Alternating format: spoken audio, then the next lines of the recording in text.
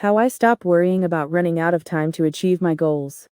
The only thing that is ultimately real about your journey is the step that you are taking at this moment. That's all there ever is. Alan Watts. One thing that is promised to each one of us in life is death. No one will avoid dying or feeling the pain of losing others. From a young age, I remember being aware of this fact, and it scared me. As I got older, I began to feel a sense of pressure that I was running out of time and loss was imminent. The thought of losing my loved ones and the uncertainty of what may happen worried me. I wanted to avoid the feelings of loss and limitation, so I unconsciously began to move faster.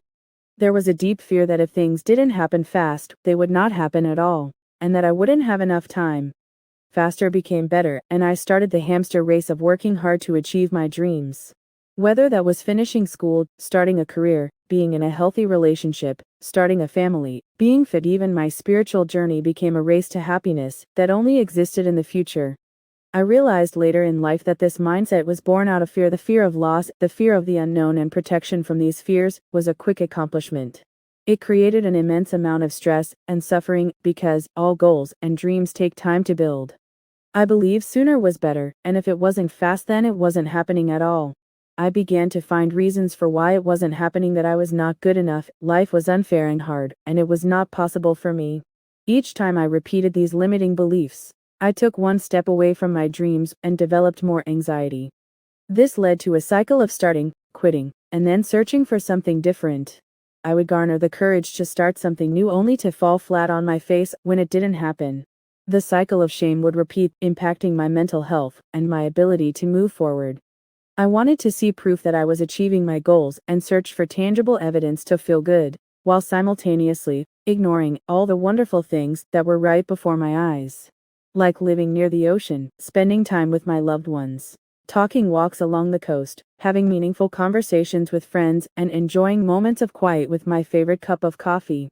These mean so much to me now.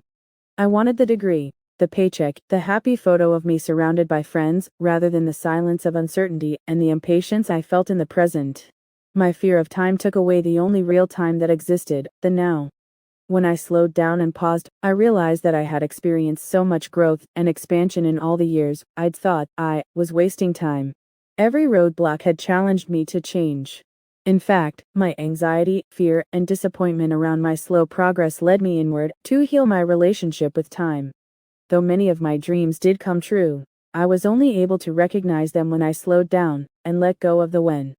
I was able to achieve this by practicing meditation, breathwork, and awareness. With time and consistency, the present moment became filled with color, and its beauty swept me away from the ticking time bomb of the future. I began to enjoy each step of my journey, whether it was the beginning or end. With the gift of hindsight, I can see that it is not about the when but about the what. What I'm doing right now in the present. The number of negative and limiting beliefs I placed upon myself and the shame I felt were due to an emphasis on always thinking forward and a lack of being with myself in the present.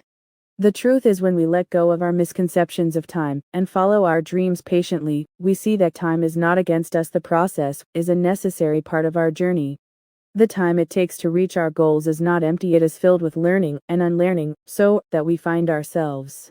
In the end, it is not the achievement that leads to freedom, but the wisdom that comes from living life.